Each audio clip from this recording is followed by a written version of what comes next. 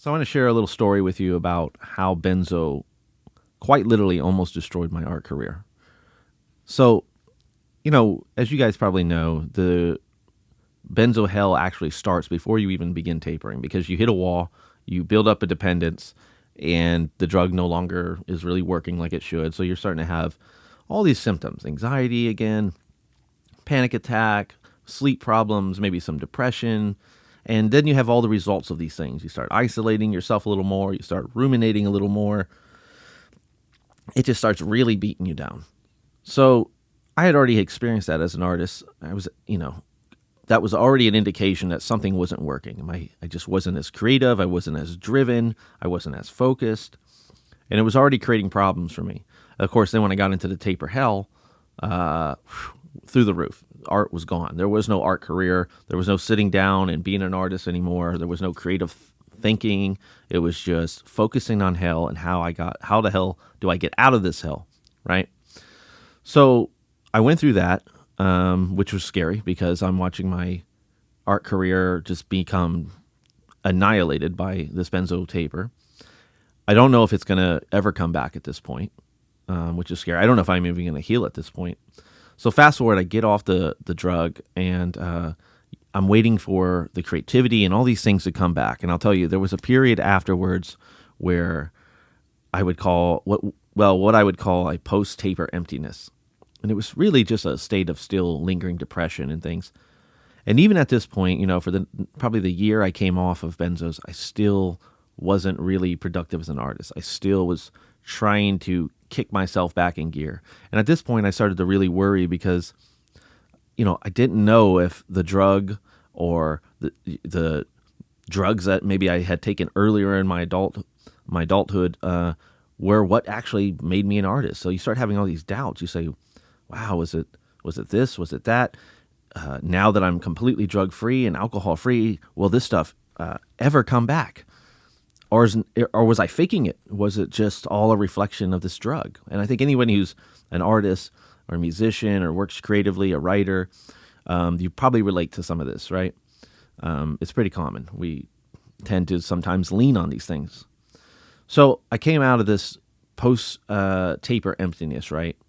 And again, total fear of it never returning. I mean, at this point, the symptoms were going down. I could start doing art again, but it was still not the same. I still felt unmotivated. I still felt disconnected. So, okay, I put that aside. I said, okay, it just isn't in the cards right now to be an artist and to focus on this kind of thing. So I'm just going to keep focusing on my healing.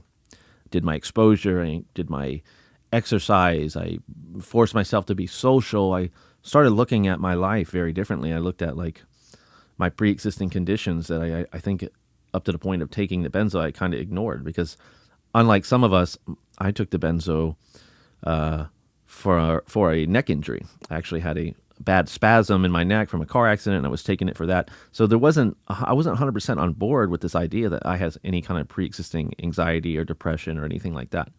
Now, if you know artists of all types, writers, actors, I think most of us have something. I mean, put that aside. Most people have something. Most people have something. I'd say 40, 50, 60% of us have something: anxiety, personality, past trauma, depression. We have something. So that said, I had to just work on myself, and I had to foster healing, and I had to get back to figuring out who I was. What was I? Where did I come from? Where was I going? What inspired me? Where did I get my energy? What destroyed my energy? What were blockages? What were inspirations? I mean, it was a whole process of healing and self-understanding. And as time went on, I continued to heal, and I continued to work on myself, and more, the what I call the benzo rain clouds dissipated in the sky.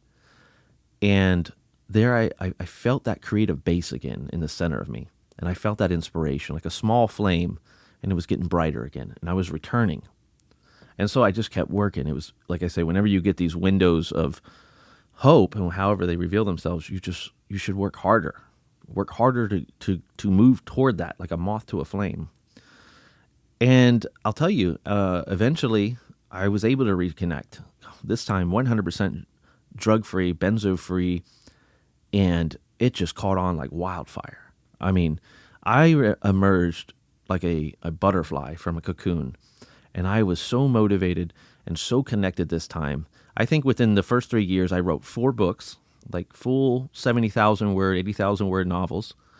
I produced a crazy amount of artwork. I mean, I was just lit up, on fire, creatively speaking.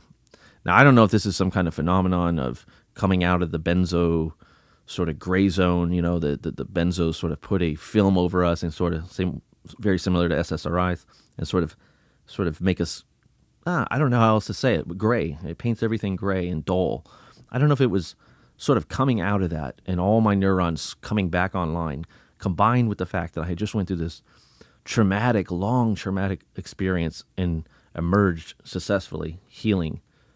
It was so motivating, and it just really had a tremendous impact on my art career.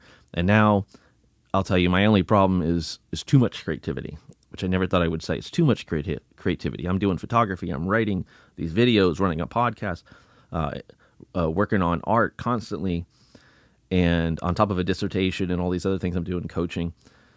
So, let that be some motivation. If you're a creative person, an artist of some sort, there is life after benzos.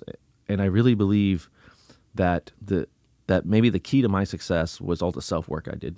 It was learning to identify these pre-existing conditions and things that I was working with, fear of inadequacies, learning to be self-sufficient, learning how to rebuild my self-esteem and self-efficacy. It was a ton of stuff. It was self-knowledge, belief, determination, and hard work. And you emerge better than before. And that, my friends, is the silver lining of life after benzo. Hey everyone, thanks for watching and listening. Please click the like and subscribe button if you enjoyed the content. And be sure to check out my book on Amazon, The Powers Manual, Benzo Guide to Recovery.